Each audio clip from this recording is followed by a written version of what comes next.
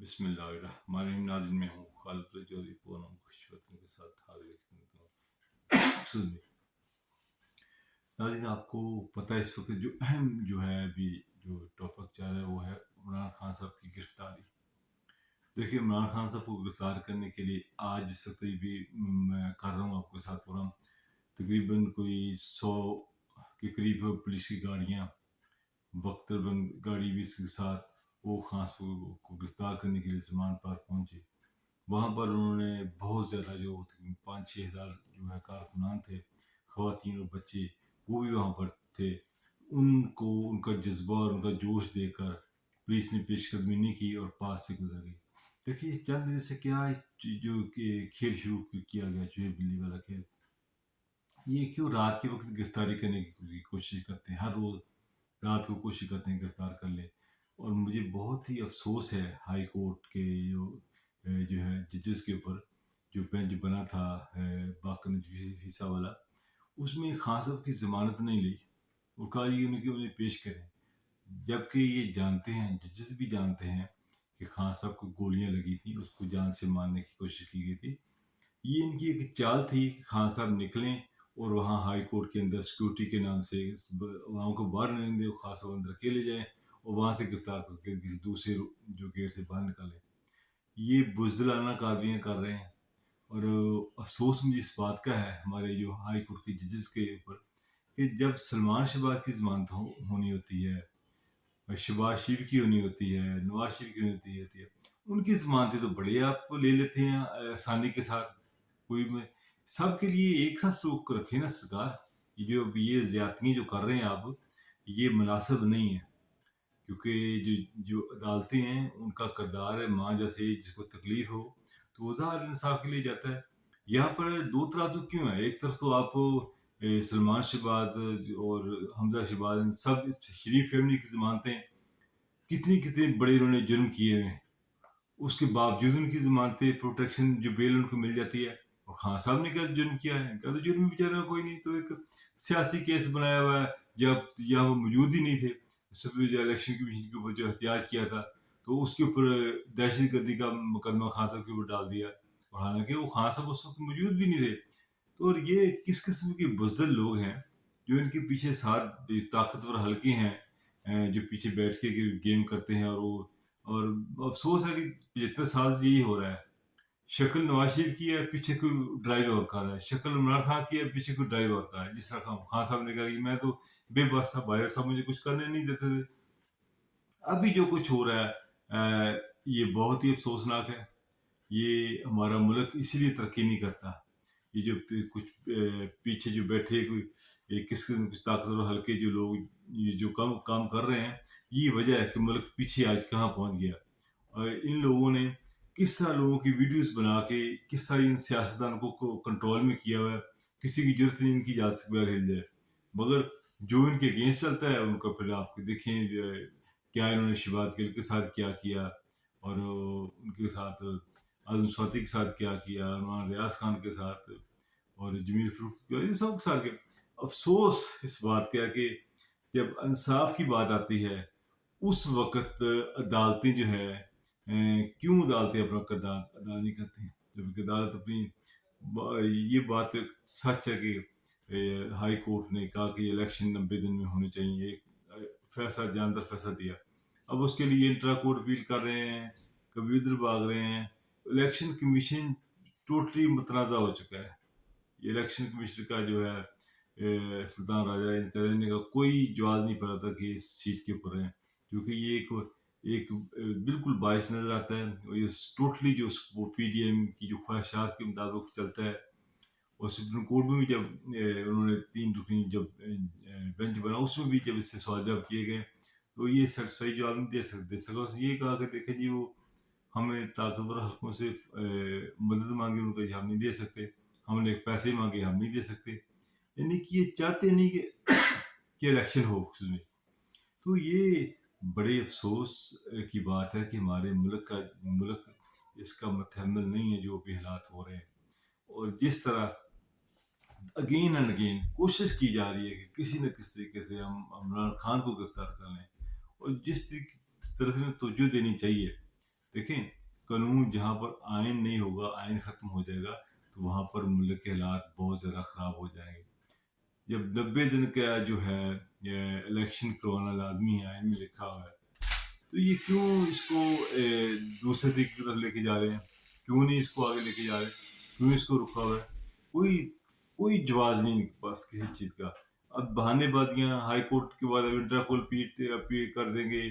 और देखें किस तरह ये केसेस बना के और जो गिरफ्तारियां शुरू कर दी हैं कि खान साहब को गिरफ्तार करने के लिए कितने हफ्तों से कोशिश कर रहे हैं।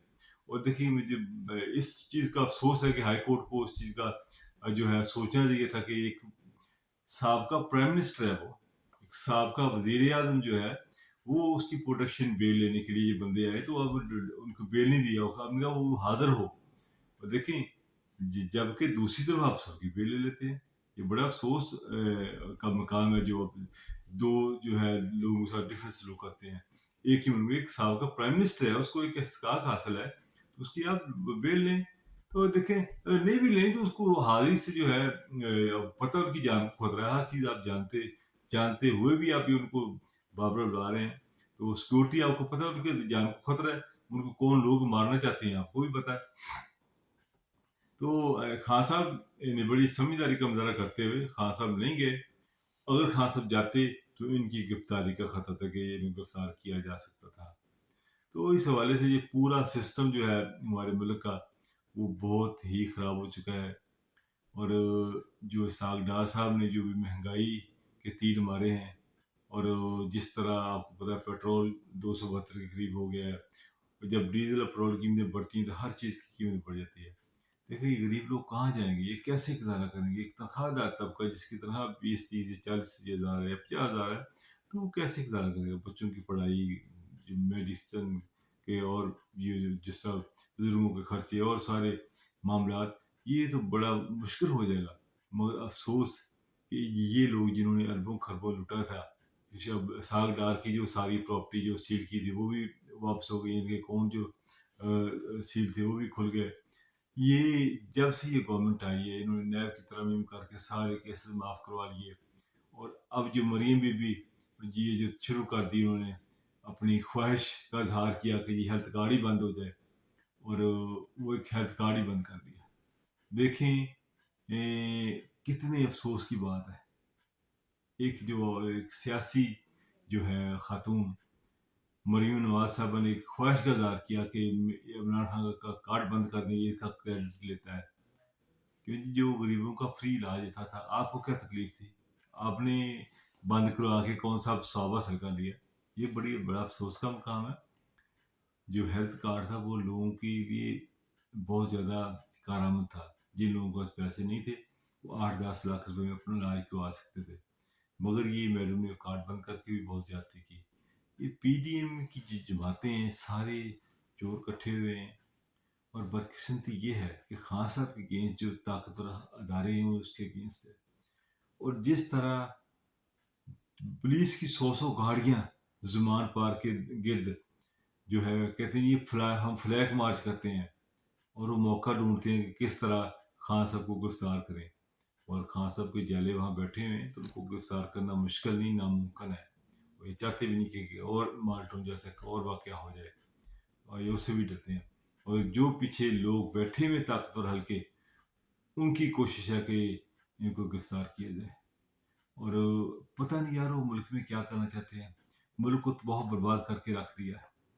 अगर ये लोग चाहते, मसला इंसाफ के ताकतवर हल्के अगर चाहते, तो जितनी करप्शन शरीफ खानदान ने की थी, जरदारी खानदान ने की थी, ये करप्शन के पैसे वापस मंगवा देते। मगर नहीं, ये हमेशा इन्होंने उनको सपोर्ट किया।